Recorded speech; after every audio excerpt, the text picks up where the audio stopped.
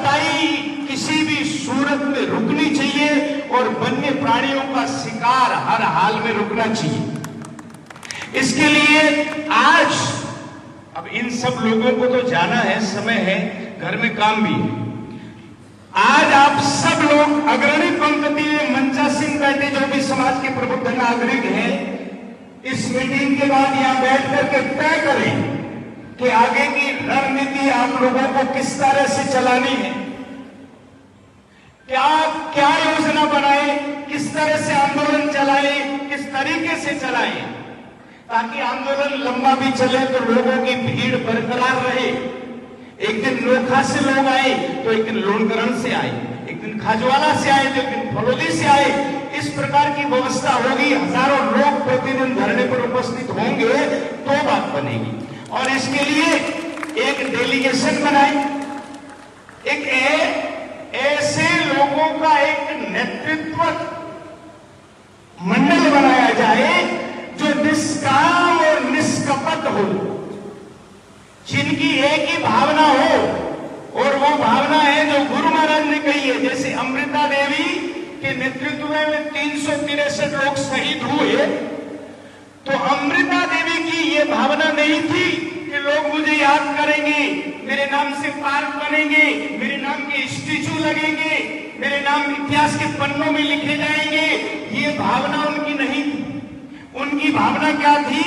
जांडी हिरण सिंहार देख सिर। केवल गुरु महाराज का ये आदेश ही उनके लिए महत्वपूर्ण था।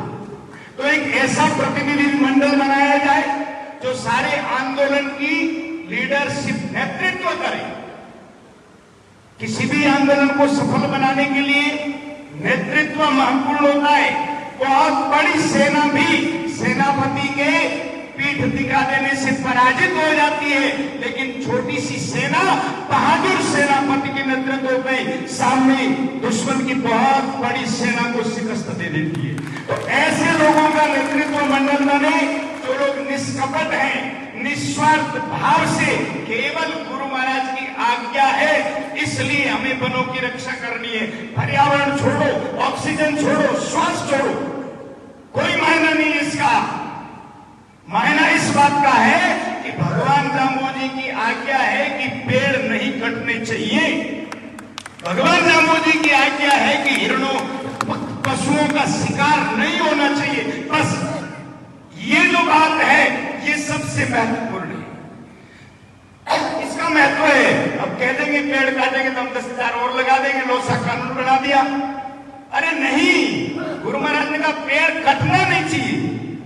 बात ये तो ऐसे लोग हमारा नेतृत्व करें जिन लोगों की भावना भी ऐसी ही है, जो आप लोगों की तरह ही इस मीटिंग में आए हैं, केवल आस्था से प्रेरित होकर के, केवल धर्म रक्षा का भाव लेकर के कि भगवान जाम्बोजी ने कहा था और इतना बड़ा ये पेड़ कटाई का काम हो रहा है तो रुकना चाहिए, गुरु महाराज की आज्ञा का उल्लंघन नहीं होना चाहिए। इसी भाव से जो नेतृत्व करने के लिए आए हैं, ऐसे लोगों का नेतृत्व मंडल होना चाहिए।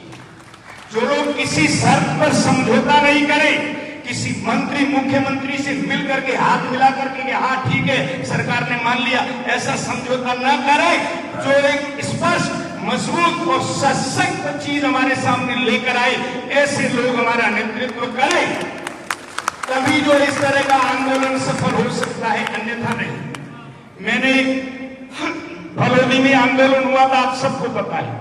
वर्तमान समय में इस तरह का आंदोलन अपने आप में ये महत्वपूर्ण आंदोलन था और राज्य सरकार तक को लग रहा था कि इस बार कुछ अलग होगा, लेकिन कुछ लोग एन टाइम पर, वक्त पर, मैंने तो एक घोषणा की थी कि इतनी तारीख तक अगर सरकार का प्रतिनिधि मंडल हमसे आके नहीं मिलता है, हमारी बातें जो है नहीं मानता है, तो हम यहाँ आत्म बलिदान करेंगे। और मैं अपनी बात पर अटल था, खरा था मैं, क्योंकि जीना तो कितने दिन है। लेकिन समाज के ऐसे कुछ लोग जिनको केवल राजनीति ही करनी है, ऐसे लोगों ने आकर के ऐसे विशाल और भव्य आंदोलन को, क्या महत्वपूर्ण रूप था उसका, मटियामेट कर दिया। ये सामाजिक आंदोलन है, धार्मिक भावना से प्रेरित आंदोलन है, समाज रक्षा का आंदोलन है, मानव समुदाय के अस्तित्व की रक्षा का आंदोलन है। और इस आंदोलन ने नेतृत्व से परे हो, जिनका राजनीतिक मकसद ना हो, कोई आर्थिक लाभ का मकसद ना हो, कोई महाराज मेल मुलाकात का मकसद ना हो कि अपना परिचय बढ़ जाए, ऐसे लोग नेतृत्व करें और ऐसे लोगों के नेतृत्व में हम सब लोग चले। नेतृत्व स्वीकार करना होगा। यहां से जिन लोगों को तय किया जाएगा कि ये लोग ही हमारी बातें आगे रखेंगे, ये लोग ही हमें बोल के संबोधित करेंगे, हमारा नेतृत्व करेंगे, उन लोगों का नेतृत्व हमें मानना होगा। क्योंकि मनमुखी तो भाई कैसे चलेगी? भेड़ों की भीड़ कितनी भी हो, वो भेड़ ही रह जाती है।